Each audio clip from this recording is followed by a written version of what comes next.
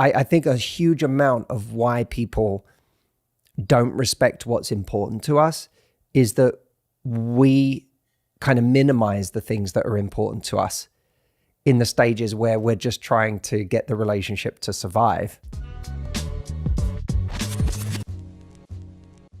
Now, Stephen, take us through this poll that we put out on Instagram. Yeah, so we asked our audience, what is a behavior that you let people get away with but wish you didn't? And the results were interesting. So with 36%, the top answer was they don't respect what's important to you. The second answer with 29% was they always talk about themselves. Next answer, third, with 26%, was they waste your time. They're always late or they cancel often. And finally, at the bottom with 9%, was they downplay your achievements. So the top answer was people not respecting what's important to you, and slightly below that, people always talking about themselves. So let's talk about those first, because, okay, Audrey, I'm curious your thoughts on this. They don't respect what's important to you. That was the highest one at 36%. Mm-hmm. If you were to guess, what are some of the contexts you think people mean when they say that? I suppose it's probably that feeling of when you're in a relationship with somebody and you feel like they're dictating the terms of everything that you do, and you're always sort of, you know, you're always going to them. You're always sort of,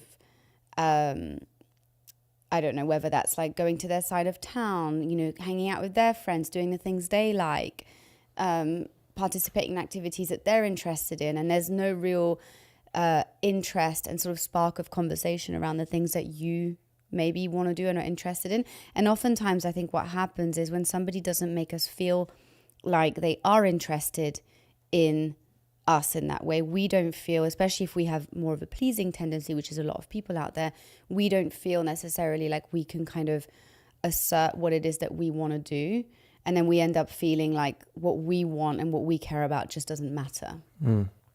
Yeah, and it's easy to fall into this vicious cycle of not asking for attention on the things that are important to us because we want to please somebody else. And we want to make them happy, and we want to be what we think we need to be in order to hold on to them. And so we show a lot of interest in the things that matter to them and go out of our way for the things that matter to them. And for a lot of people, they never really point out how they feel in the beginning, that what's important to me never really gets any airtime, and you don't show any interest.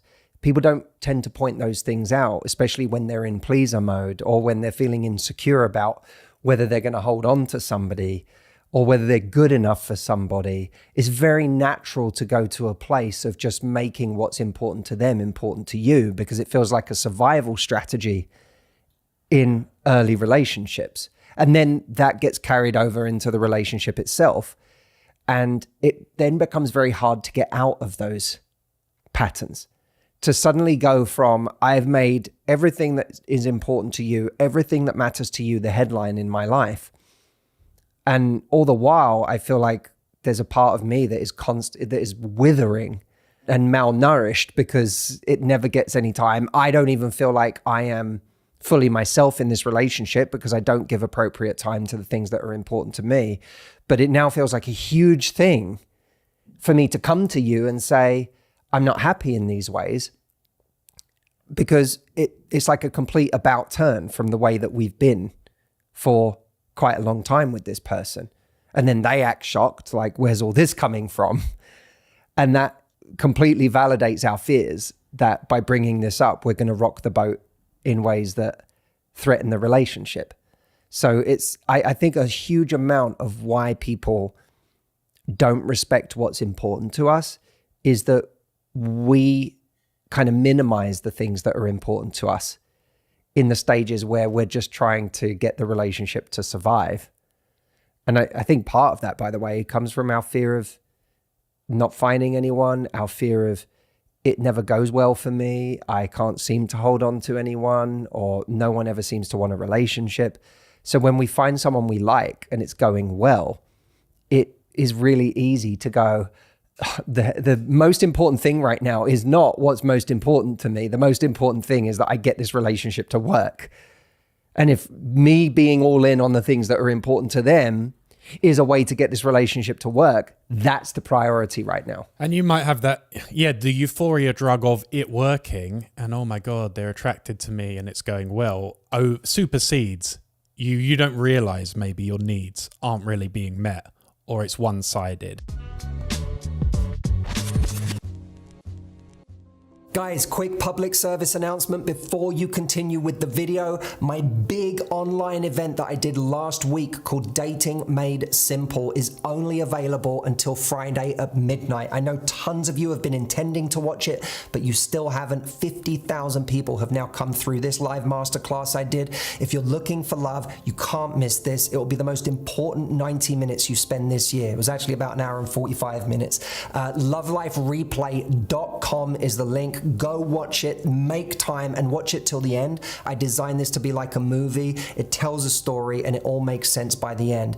Again, that is only available until Friday at midnight. It's free. I just want to make sure you don't miss it. Okay, lovelifereplay.com. I'll see you over there. All right, back to the video. Okay, before you move on from that, I just want to highlight what you just said, because that's really important. Say that again. I said, well, at the beginning, your euphoria, the drug of like, oh my God, I'm getting attraction from this person and it's working. You don't realize in that moment your needs might be being ignored or it's one-sided. Okay, that is a profoundly important and insightful point.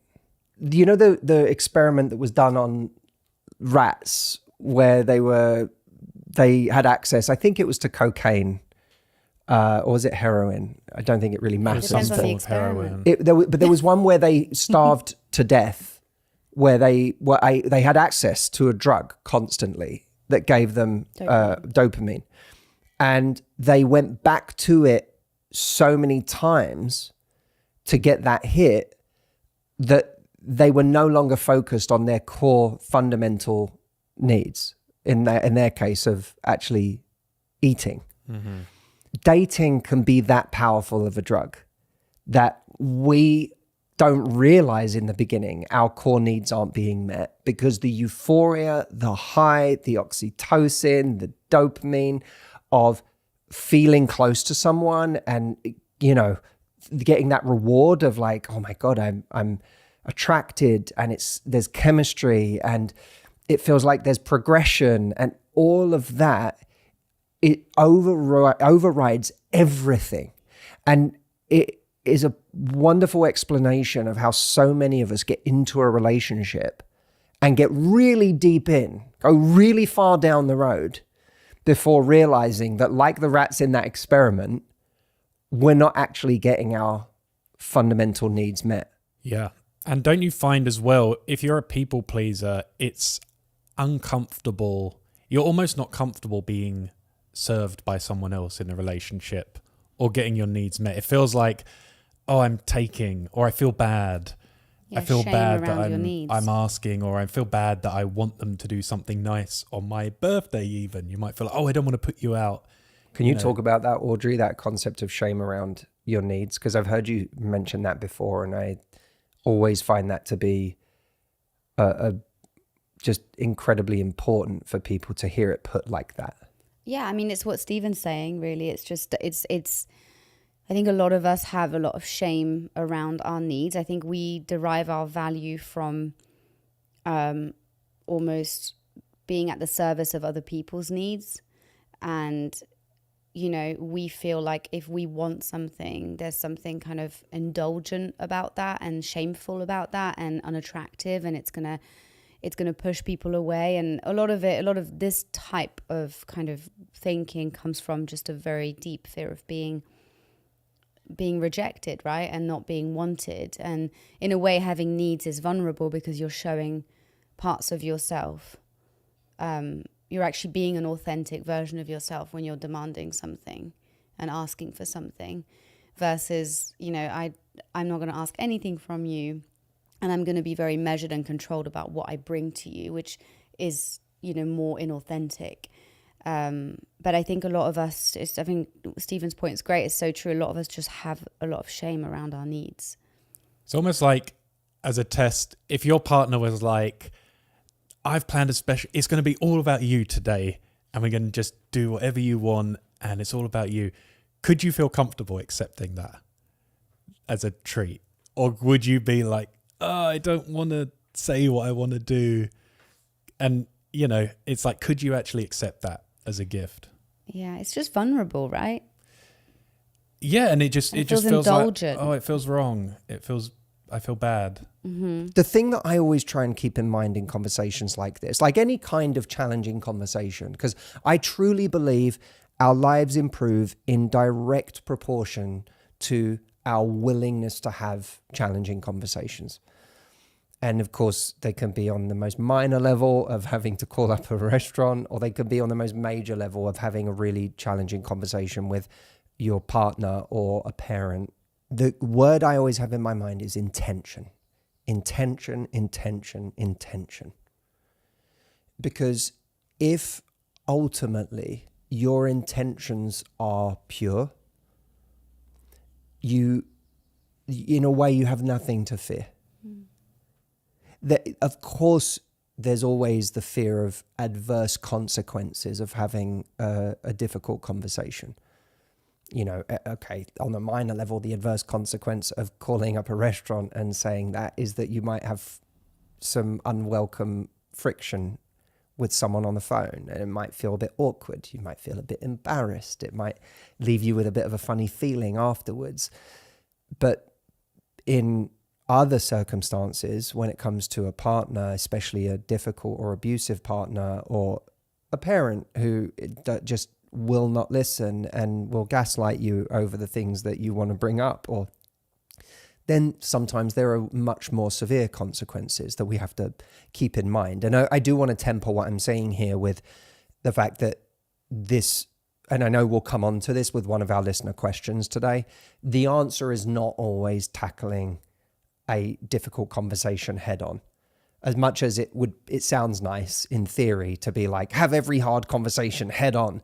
In reality, that's not always the best tactic in dealing with situations. No, but what I've seen you do with friends and people in your life is I have seen you sometimes just bring up, like, someone's making passive aggressive comments, or someone seems to have an issue with you, or someone is frequently doing something that disrespects your needs. And you are able, again, in a way that I find very challenging, because mine is more like withdraw. Mine is more like, I'm going to put them in a timeout and see them less, you know? But I've seen you actually confront those moments. And I'm curious, yeah, you say intent, like, is that how you get yourself psyched up to, like, I'm going to do this uncomfortable thing? Yeah, firstly, I'm really flattered that you see me this way. I never knew before this moment that you saw me this way. And I'm really flattered. It just highlights the difference between how we feel about ourselves and perception of us from the outside, because I, to this day, still feel like I don't have enough of these conversations. And I find them challenging, and I hate confrontation. I do not enjoy confrontation. I think that's part of the reason that I have them. It's because I think that the best way for me to avoid confrontation is to have more of them, but in a better way and sooner. So there's nothing, in a way that takes away my fear, because I'm not like, I'm going to go and tell this person like what I think. Instead, I'm actually sharing from a place of kindness and compassion, but also demonstrating a standard. So let's imagine that there's a relationship that means a great deal to you, where you're really struggling with something that's going on in that relationship. And let's imagine that you're dealing with a good faith actor, not someone who is genuinely abusive, gaslights, manipulates, will say anything to win the argument. Let's say you're dealing with a good faith actor and there is a fundamental kind of bedrock of love in this relationship. Because you can have someone who is selfish and doesn't consider you, but isn't necessarily, you know, a narcissist or a bad person. They're just selfish and self-absorbed, and they're not considering you, and they need to be educated Exactly. on how to consider you and make you happy. And when you do that, you're not sharing it because they're so selfish and I can't wait to tell them how selfish they are. You're doing it from a pure place. There's a pure intention there. What's the intention at the end of the day? And you really have to think about this in every difficult conversation in your life. What is the intention? What is the outcome I'm looking for? And it could be in that outcome, in that relationship, the outcome is one of two things. Like my number one outcome is for us to be closer. I want us to be closer. And there's something getting in the way of us being close right now. And in this case, it's their selfishness. Okay. You don't have to frame it like that, but that's what's going on. You can find other ways to frame it. But that's what's getting in the way. But the purest intention, the number one intention is for us to be closer. The position that you fall back to, if being closer isn't possible because they can't change that behavior or they don't have the self-awareness to even admit that they have that behavior, is you need to protect yourself. Because no matter what, whether we're close or not, I have to take care of myself. And me being close to you with this behavior not changing doesn't allow me to take care of myself. So that's your fallback position is, okay, I'm going to extricate myself from this relationship or not be as close if I have to.